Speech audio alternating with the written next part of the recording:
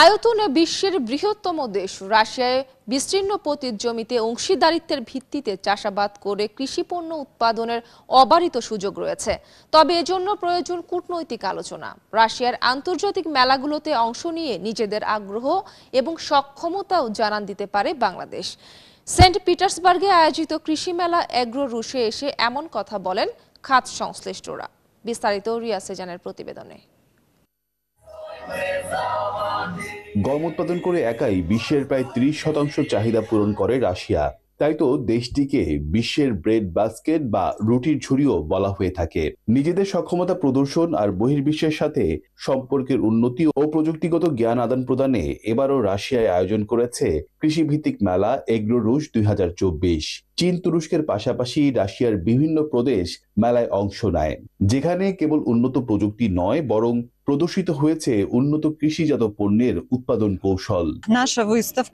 এবারের প্রদর্শনীটি রাশিয়ার কৃষি শিল্প খাতের প্রতিনিধিত্ব করছে।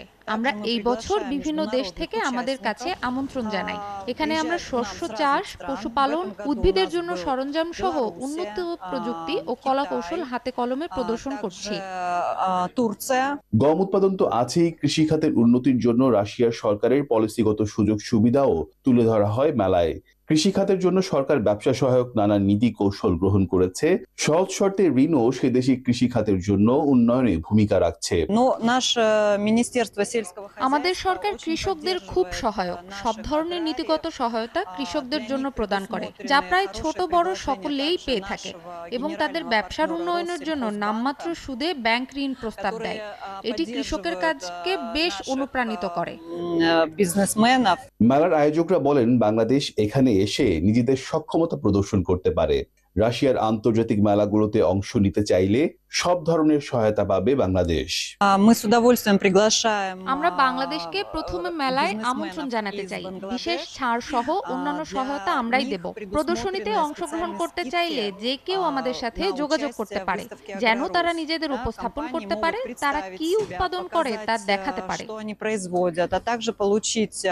চাষাবাদের জন্য বিস্তীর্ণ জমি পড়ে আছে উল্লেখ করে এগ্রো রুশের আয়োজকরা বলেন, অংশীদারিত্বের ভিত্তিতে কৃষি সংশ্লিষ্ট কাজ করা সম্ভব, তবে তা দুই দেশের কূটনৈতিক সম্পর্কের উপর নির্ভর করবে।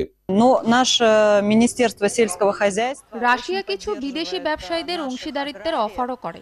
বাংলাদেশ চাইলে সেই সুযোগ নিতেই পারে, তবে এটি নির্ভর করবে দুই দেশের কূটনৈতিক সম্পর্কের উপর। পারস্পরিক স্বার্থ যদি রক্ষা হয়, আমার মনে হয় এতে কারো আপত্তি থাকার কথা নয়। Riyad Sejan, ৭১, Saint Petersburg, Russia. সম্প্রতি পুড়ে যাওয়া গাজী টায়ারের উৎপাদন বন্ধ থাকা